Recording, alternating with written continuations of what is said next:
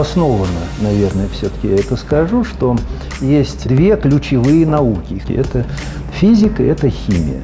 Все, что вокруг нас, вся природа, человек, все абсолютно описывается вот этими двумя науками. Это все знают даже в школе. Химия, по словам ученых, основа всего самовоспроизводящегося – микробов, растений, человека. Любой живой организм – это гигантский химический реактор, в котором протекают миллионы согласованных химических реакций. Освоение химической галактики организмов еще предстоит. Все окружающее нас – творение химии.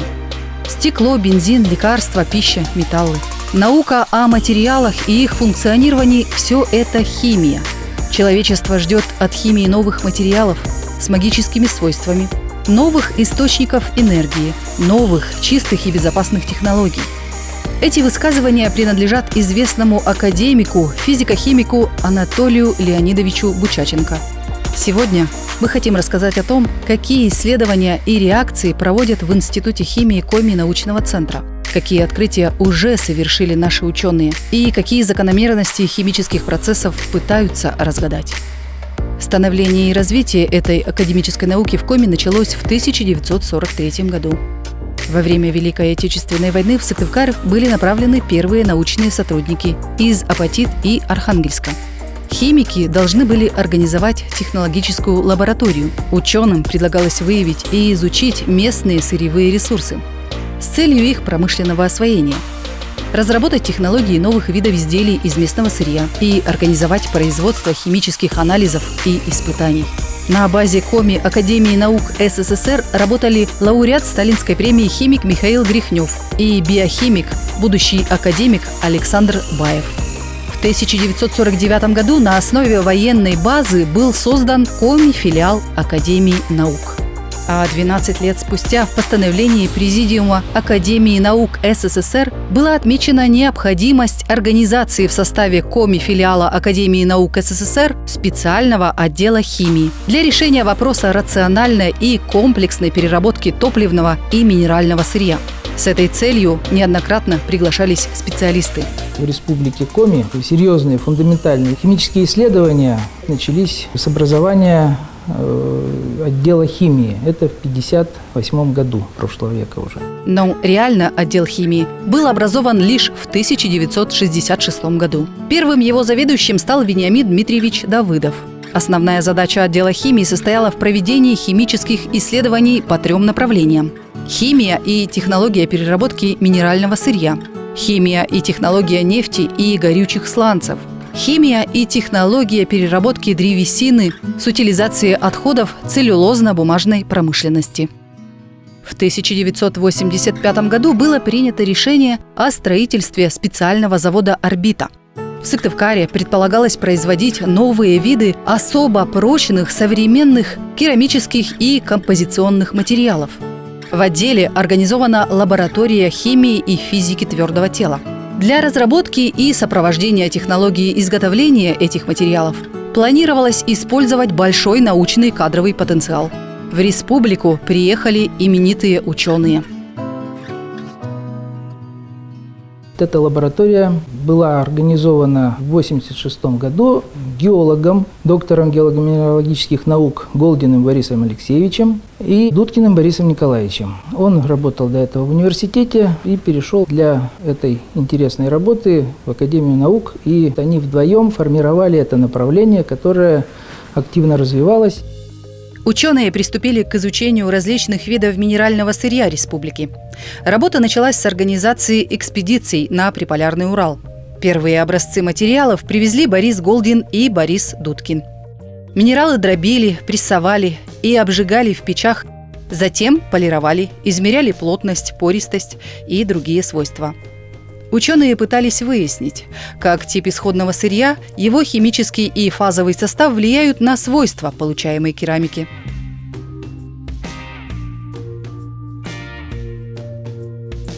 В Сыктывкаре в университете были приняты программы целевой подготовки молодых специалистов для завода «Орбита». Это физики, математики и, конечно, химики. Все эти специальности были расписаны в штатном расписании будущего завода. те года, когда завод строился, активно создавался вот этот научный учебный комплекс, который подготовил достаточно много кадров научных для будущего производства. Но производство в 1992 году было прекращено, и специалисты, которые были уже подготовлены и посмотрели, как настоящую керамику делают, настоящие материалы современные для космоса, для вооружений, для народного хозяйства, остались, и в большинстве своем они пришли работать в наш отдел, и сегодня еще многие из них продолжают работать.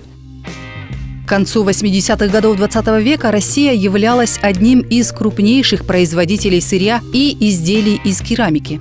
Керамическая индустрия была самодостаточной и обеспечивала страну необходимой продукцией. В Сыктывкаре на базе отдела химии прошла первая всесоюзная конференция «Физико-химические основы переработки бедного природного сырья и отходов промышленности при получении жаростойких материалов». Наши ученые тоже активно начали работу в этом направлении. Наша республика богата маложелезистыми бокситами. Они были найдены на Среднем Тимане. Основной целью добычи бокситов, конечно, является получение алюминия. Но после исследования оказалось, что сырье очень качественное. Поэтому именно из этих бокситов в 90-е химики получили новые керамические материалы. Из керамики на Ухтинском заводе изготовили первые образцы надежных пуленепробиваемых бронежилетов. Такая защитная броня как минимум в 2 раза легче своего стального аналога. Разумеется, при тех же механических и защитных характеристиках. Бронежилеты прошли стрелковые тестовые испытания и были запатентованы.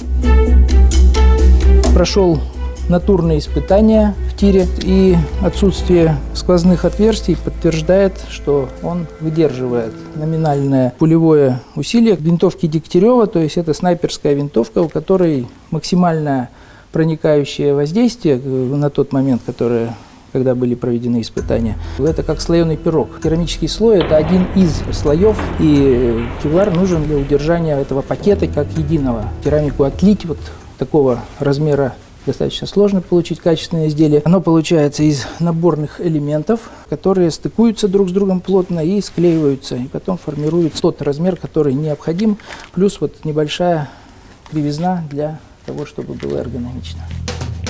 Керамика – сложный и очень интересный материал с огромным потенциалом. Многие ее свойства до конца не изучены по сей день. Химики научились получать различные виды керамики с разнообразными свойствами. Опытные образцы керамических изделий, вакуумплотных и ударопрочных конструкций, электроустановочных элементов, мембран и других прошли тестовые испытания и получили высокие оценки специалистов-практиков.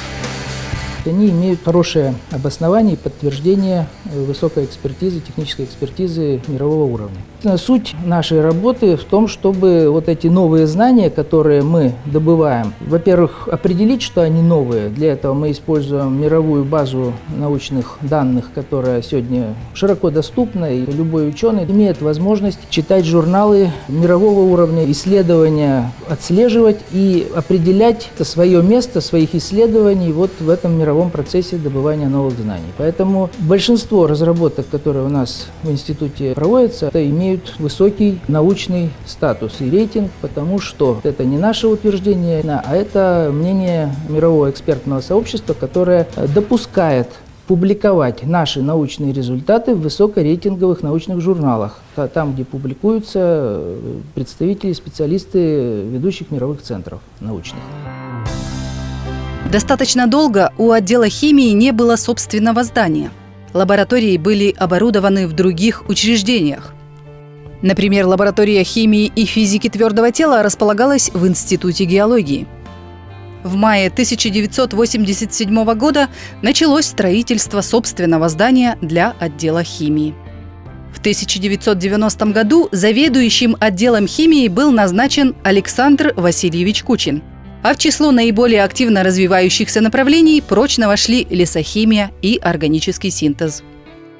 В 90-м году меня сюда послали из замечательного города Уфа, из хорошего института химии, как это формулировалось в те времена, для укрепления химических исследований на северных территориях. То есть тогда активно развивалось Уральское отделение Академии наук Советского Союза. Но так получилось, что не очень все это складывалось с желающими поехать сюда на север и поднимать химию на северных территориях. Но поскольку я был молодой и, наверное, наивный, я решил, что надо рискнуть и попробовать на новом месте сделать что-то новое. И именно тогда было сформулировано, что для северного региона, то есть для республики, особенно важно это лесохимическое направление. Среди возобновляемых источников природного сырья особое внимание ученых давно привлекают объекты растительного происхождения. В 90-е в других институтах из зелени растений уже выделяли и исследовали биологически активные вещества. Под руководством Александра Кучина сыктывкарские ученые тоже начали работу в этом направлении. Они хотели получить эмульсионный экстракт из зелени хвойных растений и, по сути, создали совершенно новую, не имеющую аналогов технологию переработки растительного сырья – экологически безопасным эмульсионным способом. Времена-то 90-е годы трудно жилось химикам, поскольку снабжение для нас не очень хорошее. И так как делали все, мы просто не могли повторить. У нас не было метилтретбутилового эфира или там просто диэтилового эфира. И мы начали придумать, как же дешево и эффективно в то же время извлечь низкомолекулярные эти компоненты. Ну, придумали водой. Водой – это самый экологически безопасный растворитель. Сегодня он так и считается зеленым растворителем. Вот, тогда это мы безвыходно, нечем было экстрадировать, а сейчас это превращается в то, что мы попали в точку. В декабре 1995 года отдел химии был преобразован в Институт химии. А между тем ученые продолжали исследовать эмульсионный экстракт хвои пихты. Оказалось, он воздействует на точки роста, которые есть у всех представителей флоры.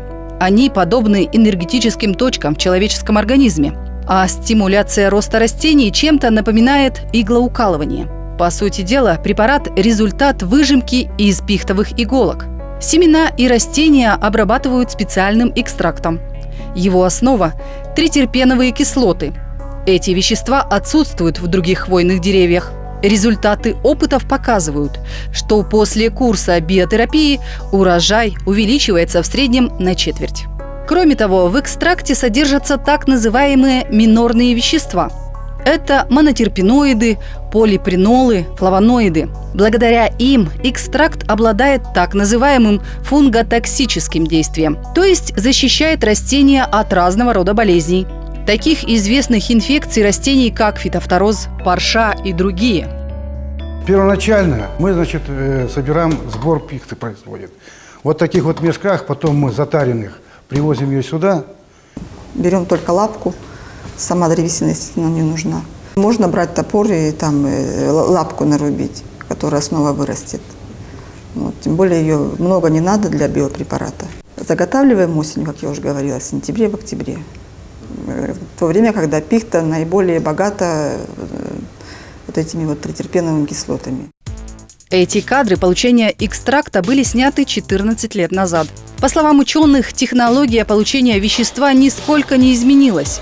Сначала пихтовые лапки загружают в мельницы, размалывают, пока не получится этакая зеленая крупа, и засыпают в большой бак. Его научное название – модуль пульсационный экстракционный. На языке химиков – кастрюля. Мы загружаем 30 килограмм пихты, получаем 250 литров биопрепарата. В кастрюлю заливают щелочной раствор, высыпают пихтовую крупу и герметически закупоривают. Кислоты извлекают в содовый раствор под пульсирующим давлением 4 часа подряд. Затем полученную жидкость бурого цвета отфильтровывают и загоняют в роторный испаритель. Это роторный испаритель, на котором мы выпариваем готовый экстракт. Для чего он делается? Мы выпариваем воду на 50%, то есть получается здесь концентрат. Колба ротора вращается над паровой баней. Температура пара не выше 45 градусов. Если будет жарче, в экстракте исчезнут все полезные вещества. Спустя час готов концентрированный препарат. На сельхозучастках его разведут в 1000 раз. И что удивительно, эти микродозы вещества, по словам ученых, защищают культурные растения практически так же эффективно, как и химические фунгициды. Вещество было протестировано и запатентовано. Но ученые продолжили исследования. Этим же способом они выделили экстракт из хвои ели. Действующее вещество – природные фенольные соединения. После исследований стало ясно. Эти вещества некоторым образом тоже влияют на рост культурных сельхозрастений, но все же более ценны другими свойствами. Они тоже защищают растения, но от большего количества вирусов, бактерий, а также от нитчатых и дрожжевых грибов. К тому же, по словам исследователей, отпугивают множество насекомых, колорадского жука, яблоневую плодожорку и других садовых вредителей. Наши коллеги-физиологи провели такие эксперименты на людях, не надо этого бояться. Все экстракты, которые мы выделили, первоначально было исследование специально проведено, они не токсичны, они безопасны. На животных это было проверено. И спортсмены, лыжники применяли наши экстракты в виде ванн, значительно быстрее, лучше восстанавливались после нагрузок, и результаты их явно лучше в сравнении с теми, которые не применяли вот таких вот экстрактов. Затем ученые приступили к исследованиям других хвойных растений для того, чтобы определить их свойства и использовать на благо человека.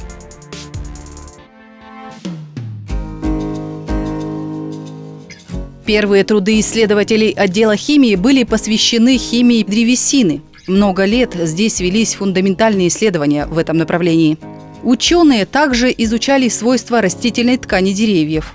Она состоит главным образом из целлюлозы, гемицеллюлозы и лигнина. Все это растительные полимеры. Лигнин расположен в клеточных стенках и межклеточном пространстве растений и скрепляет целлюлозные волокна. Он придает прочность стволам деревьев.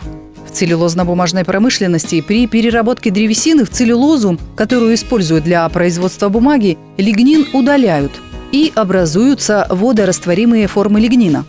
Сам лигнин – полезный полимер, но здесь он получается химически измененным. Лигнинные вещества содержатся в сточных водах целлюлозно-бумажных предприятий. Их содержание строго контролируется экологическими службами и не должно превышать предельно допустимых норм. В Институте химии разработали методику определения концентрации этого вещества в сточных водах. Для этого на основе лигнина, выделяемого из щелоков целлюлозно-бумажных предприятий, получают так называемое стандартное лигнинное вещество. Это многостадийный и довольно длительный процесс. Из этого вещества, лигнина или лигносульфоновых кислот, мы получаем стандартный раствор. Он выглядит приблизительно вот так вот. На основании этого стандартного раствора строим с помощью спектрофотометра, то есть спектрофотометрически калибровочную кривую, ту кривую, по которой дальше можно работать уже самому предприятию. Они смогут определять содержание лигнина, лигнинных веществ в определенных диапазонах концентраций в своих сточных водах. Также этот стандарт можно использовать для определения лигнинных веществ в природных водах. Службы экологического контроля тоже могут использовать эту методику в своих целях для определения. То есть существуют определенные нормы, которые допускают содержание лигнинных веществ. Лигнин придает цветность воде, потому что он сам по себе темный. Если превышается эта норма в воде, то, естественно, службы заставляют предприятия, которые с этим связаны, более тщательно очищать сточные воды, чтобы они не загрязняли окружающую среду. Здесь же, в лаборатории химии растительных полимеров, получили первые нефтесорбенты.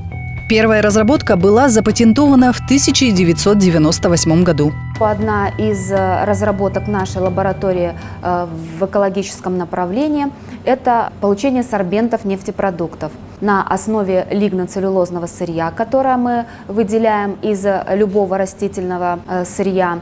разработан уже давно, в 1998 году. В Усинске был тогда, в те времена, крупный разлив нефтепродуктов. Промышленники обратились в том числе и к нам с просьбой получить такой эффективный сорбент нефтепродуктов. По словам ученых, технология получения отличается простотой исполнения, применением экологически безопасных компонентов, не требует высоких трудозатрат и использования высоких температур и давления. А значит, сорбент получается относительно недорогим. Впервые его получили из лигноцеллюлозы. Ее обрабатывают солями жирных кислот. Это, по сути, мыльный раствор. Затем нагревают до 60-70 градусов.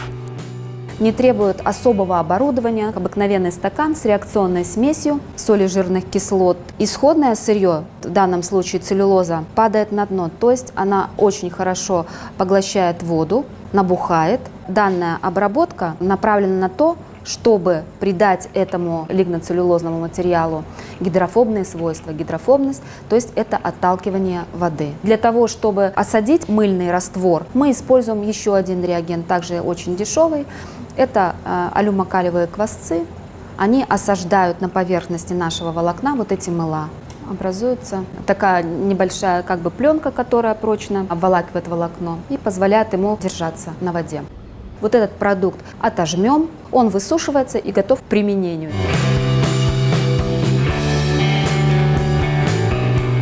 В лаборатории ученые смоделировали разлив нефти.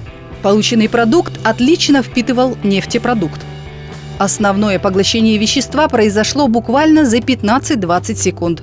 Но очень важно, что сорбент может до 30 суток продержаться на воде. 1 грамм сорбента способен захватить 9 граммов нефтепродукта. Здесь мы решаем ресурсосберегающие проблемы, то есть не используем первичное волокно, которое и так достаточно используется для производства бумаги, а переходим на использование вторичного волокна, на использование отходов. Сорбционный материал отжимают и используют в качестве основы для топливных брикетов. Отжатую нефть возвращают в производство. Позже ученые начали получать и исследовать биополимерные сорбенты из отходов. Не только макулатуры, а также других видов древесных и травянистых отходов. Целлюлозу сегодня ученые выделяют из любых видов растений.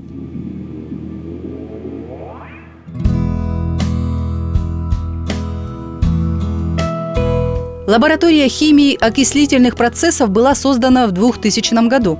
Но исследованиями в этом направлении они начали заниматься намного раньше. Это фундаментальные исследования. По сути, все лаборатории института занимаются в первую очередь именно фундаментальными исследованиями. Что же такое фундаментальные исследования? Это теоретические и научные исследования для получения знаний о веществах, их структуре и свойствах. Это поиск закономерностей протекающих реакций и химических процессов. Ученые ежегодно получают эти новые знания. Это основа. Без фундаментальных знаний не может произойти ни одного, даже небольшого открытия. Мы занимаемся фундаментальными проблемами, но решение фундаментальных проблем приводит к тому, что мы решаем и прикладные проблемы. И они в большинстве связаны с решением проблем отходов лесопромышленного комплекса. Одним таким отходом является сульфатный скипидар. Сульфатный скипидар содержит, кроме компонентов живичного скипидара, сернистые соединения, которые загрязняют атмосферу. Например, выбросы отходов лесопромышленного комплекса – это меркаптаны, легкие сернистые соединения, сульфиды. Вот мы чувствуем запах, когда от лесопромышленного комплекса направлен в сторону города, то вот такой довольно неприятный запах. Это меркаптаны. Мы их чувствуем, даже если в воздухе они находятся в 0,000 доли процента. Мы занимаемся тем, чтобы использовать те дурнопахнущие вещества в благих целях.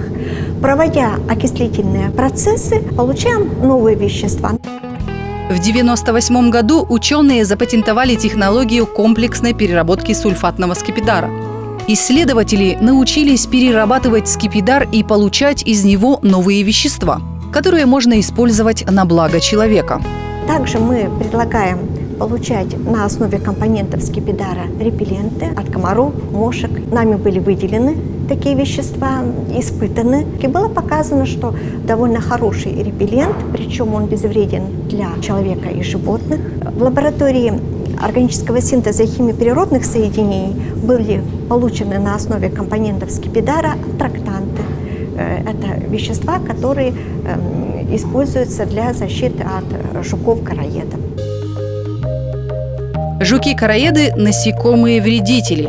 Почти вся жизнь короедов проходит внутри дерева. Для перемещения короеды вытачивают в дереве особые ходы, тем самым повреждая древесину.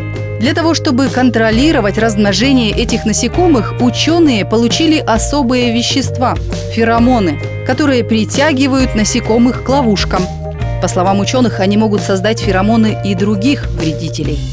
Каждый насекомое коммутируется со своими собратьями с помощью запаха. И если мы можем синтезировать такой же запах, как испускает самка этого жука, то, значит, все самцы летят в это место.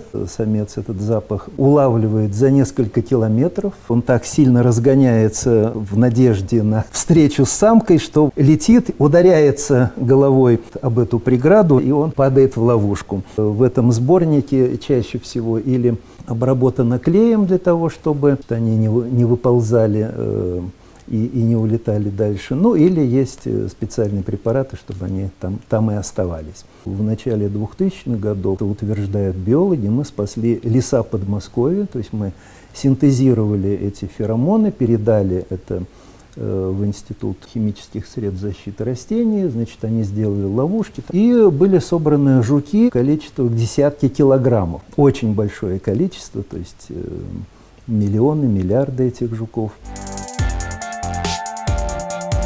Сегодня молодые ученые Института химии исследуют материалы на наноуровне. Наномир сложен и пока еще сравнительно мало изучен. И все же не столь далек от нас, как это казалось несколько лет назад.